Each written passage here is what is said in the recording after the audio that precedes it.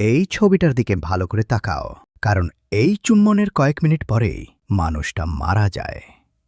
কাকতালীয় মনে হচ্ছে, নাকি মৃত্যুর আগাম কোনো সংকেত? ছবিটার নাম আজ ইতিহাসে লেখা আছে, দ্য কিস অফ ডেথ। বাংলায় বলা হয় মৃত্যুর চুম্বন। সময়টা 12ই মে 1957 সাল। ইতালিতে তখন চলছে ভয়ঙ্কর স্পিড রেস, মিল্লে মিলিয়া। এটা ছিল ওপেন রোড রেস।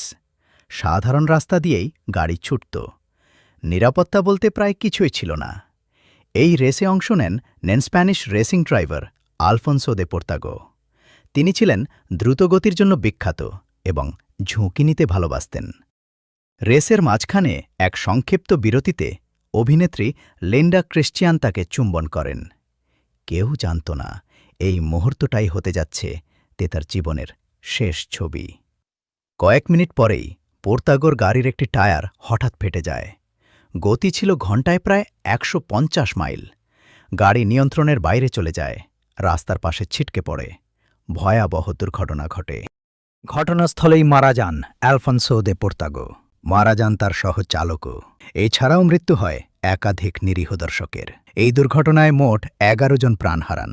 এরপরই মিল্লে মিলিয়া রেস চিরতরে বন্ধ করে দেওয়া হয়। পরে আমেরিকার এক বিখ্যাত ম্যাগাজিন এই ছবিটি প্রকাশ করে লেখে, death finally takes a man who courted it, অর্থাৎ মৃত্যু অবশেষে সেই মানুষটিকে নিয়ে গেল যে সব সময় মৃত্যুকে কাছ থেকে ডেকেছিল।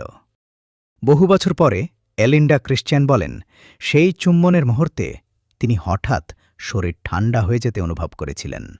তার মনে হয়েছিল এটা যেন আসন্ন মৃত্যুর এক অজানা পূর্বাভাস।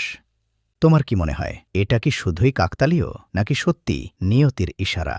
এমন আরও বাস্তব, ভয়ঙ্কর আর অজানা ইতিহাস জানতে লাইক দাও, কমেন্টে মতামত লেখো আর চ্যানেলটা সাবস্ক্রাইব করো।